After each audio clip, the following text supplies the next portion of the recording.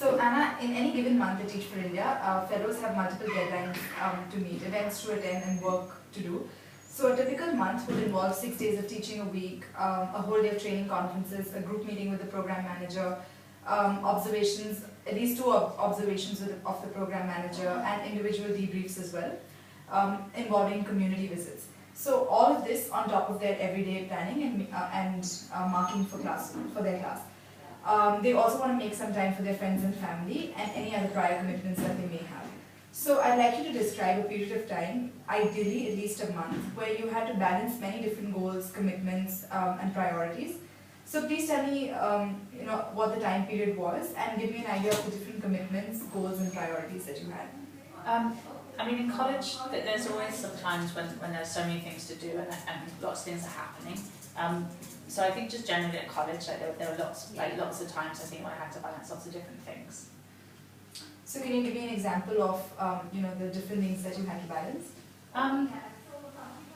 So at one point in college, I had to manage college as well as some tuition classes that I was kind of leading, and to do that I had to work with lots of different groups of people for each class and for the tuition classes as well. Okay, so can you tell me a little bit more about the tuition classes? How long did you take these for? Yeah, so I led the tuition classes for the last 2 semesters of my final of this year, so they're still going on actually. And so they're happening at the same time as college, and they're tuition classes for other students just in areas that I'm doing really well in. Okay, so when you realized how busy you were going to be with your tuition classes and college, what did you try to do to ensure that you could keep all these commitments and meet all your goals?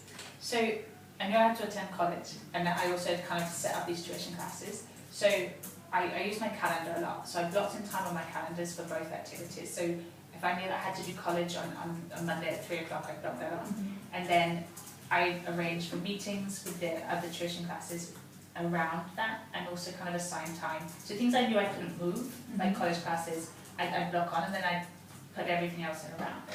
And then at the beginning of every day, I'd make a list on the back of my notebook so I knew what was happening the day and when, and I'd carry that around with me, and I found that really helpful. Okay. Great. So how often did you refer back to your notebook? You said you made a list in your notebook. Yeah, so as often as I needed to, but like every day. So in the beginning of the day when I made the list, I'd look at it, but then throughout the day whenever I needed to. So if ever I wasn't certain what I was doing, I'd have a look at that. If someone wanted to change a meeting or reschedule something, I'd make sure I'd check back to my big calendar as well, just to see if that was possible. So not like at a given time every day, but every day and then kind of when needed. Okay. And how successful were you in meeting these commitments and goals? I completed all my college assignments on time, and most of my tuition classes. There are a couple, like 1 or 2 over the last kind of semester and a half that I couldn't keep, but I rescheduled them to another date when I could. So yeah, I think like 95%. Okay. So when you did realize that you were not going to meet some of your commitments, what did you do at this point? So when I realized I wasn't able to meet them, or maybe something else got scheduled, I'd look back on my calendar and see when I could schedule it for, and then I'd reschedule and let people know.